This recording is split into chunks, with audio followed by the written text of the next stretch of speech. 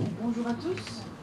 Nous allons passer maintenant à la partie fret du débat avec en fait un duo, si je puis dire, entre Monsieur Léandri, secrétaire général, président secrétaire général du comité des amateurs fluviaux, et Michel Dourlan, président de la Chambre nationale de la batellerie artisanale.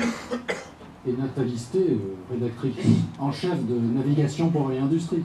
Alors, Monsieur Jean Lambert parlait avant des 30 ans de Fluvial.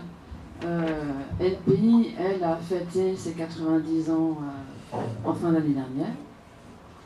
Et espère au moins encore la même durée à l'avenir, on va dire. Notre petite table ronde, on va se concentrer sur les explications des enjeux qui ont présidé à la création de transporteurs fluviaux de France. Sachant qu'avec cette présentation de transporteurs fluviaux de France, je pense qu'on peut aborder quand même pas mal d'enjeux et de problématiques qui touchent actuellement le secteur du fret. Transporteurs fluviaux de France qui a été présenté à la presse le 21 février dernier. Et en fait, l'Assemblée générale du CAF est une bonne occasion de faire maintenant les présentations aux professionnels. Donc je vais d'abord vous passer la parole à chacun 2 minutes simplement pour nous rappeler quelles sont les réflexions qui ont été à l'origine de cette démarche de création de TFF. Monsieur Léandri. Merci Nathalie. Écoutez, très simplement, la CNBA et le CAF travaillent sur les mêmes dossiers depuis des décennies. On a regardé avec Michel Dourlan la date de création de la Chambre nationale de la batellerie artisanale et celle du comité des armateurs fluviaux. On s'est aperçu que tout ça avait 30 ans, ça doit être dans les années 80.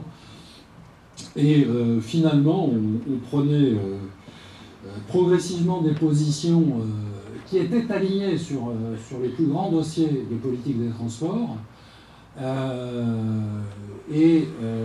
Alors que, en définitive, nos interlocuteurs attendaient qu'une chose, c'est que nous nous réunissions et que, effectivement, nous parlions d'une seule voix. Alors progressivement, et mon prédécesseur, Jean-François Dallez,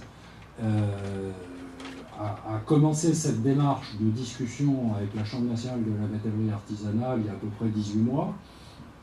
Et puis, ça a commencé par des positions communes, comme on dit dans le jargon, la représentation professionnelle, donc des communiqués de presse communs, des courriers à double en-tête, et puis on a souhaité pousser l'intégration un petit peu plus loin en créant cette marque commune qui dit bien ce qu'elle veut dire, ce qui signifie bien l'objet social, transporteur fluviaux de France. Donc, nous avons maintenant une seule et même bannière pour représenter toutes les formes d'organisation de transport fluvial, de marchandises, depuis l'artisan individuel,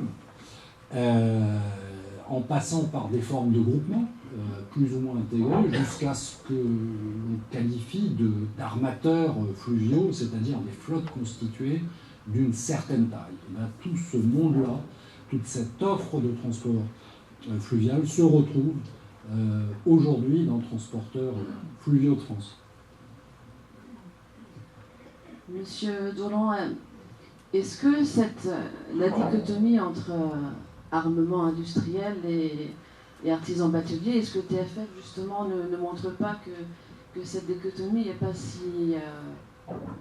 si complète que ça? Comme disait Monsieur Léandri, il y a plein de nuances entre des gros armements et le petit artisan qui est tout seul sur son bateau au final. Oui, bonjour à tous. Au niveau de TFF, plusieurs choses. On s'est déjà rendu compte, donc avec le président Dallez, quand on a commencé à travailler sur les points qu'on avait en commun au niveau du transport fluvial, qu'en fin de compte, en portant d'une voix, on avait beaucoup plus de force au niveau des pouvoirs publics. Aujourd'hui, effectivement, le CAF et la CNBA ont des points en commun. Ce qu'il ne faut jamais oublier, c'est que ces points en commun, c'est ce qui est décidé au niveau des conseils d'administration de chaque organisation. Ce qui veut dire qu'aujourd'hui, TFF reprend bien ce qu'il y a de positif au niveau du transport fluvial. Il y a des points où on est tout à fait d'accord, tout à fait solidaire, il y a d'autres points où on ne l'est pas, où on ne communique pas. Mais aujourd'hui, le transport fluvial doit se développer. Donc sur ce qu'on a en commun, que ce soit côté armateur, côté artisan, n'oublions pas aussi qu'au niveau des artisans, on a aujourd'hui des artisans qui ont aussi des convois industriels, qui ont donc c'est tout un ensemble. Donc je pense que ce qui est positif, unissons nos forces de façon à évoluer au niveau de TFF. Alors, Nathalie, si vous permettez, je vais compléter ce que dit Michel, évidemment, j'adhère totalement. Pour prendre un parallèle,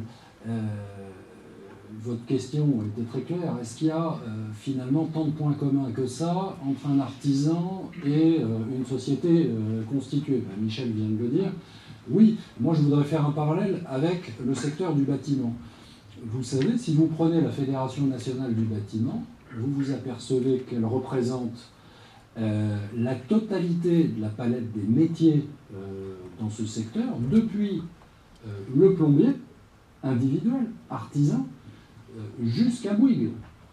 Donc il n'y a pas d'impossibilité en termes de représentation professionnelle, de définition d'une politique de branche à se retrouver réunis.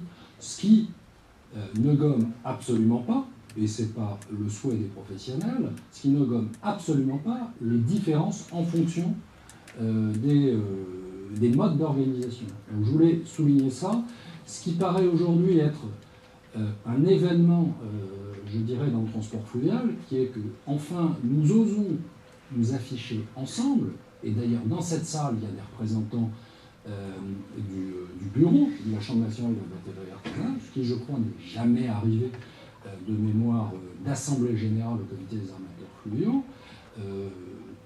En fait, quand on fait un parallèle avec le monde industriel, c'est quelque chose de relativement anodin. L'heure est au rassemblement, au regroupement, parce que l'objectif, c'est bien celui d'influer sur le cours des choses, de défendre l'ensemble du secteur du transport fluvial, et pas d'afficher des différences qui, en définitive, quand on y regarde de plus près, sont assez infinitésimales. Alors concrètement, j'ai pris le temps de reprendre le dossier de présentation qui avait été fait de TFF il y a 2 mois, et je lis que TFF est une façon de mieux utiliser les moyens cumulés du CAF et de la CNBA. Monsieur Dolan, comment est-ce que concrètement TFF fonctionne, ou comment est-ce que TFF va fonctionner concrètement? Aujourd'hui, comme je le disais tout à l'heure, TFF fonctionne en fin de compte avec le travail que fait le CAF, le travail que fait la CNBA. Aujourd'hui, on se répartit les tâches, c'est-à-dire que dans la communication, nous avons la CNBA, le CAF qui fait du travail. Nous communiquons, c'est-à-dire que le travail est en commun. Aujourd'hui, c'est vrai qu'au niveau de TFF, il n'y a pas de budget propre. C'est quelque chose qui fonctionne. C'est bien un rassemblement des positions que prennent le CAF et la CNBA.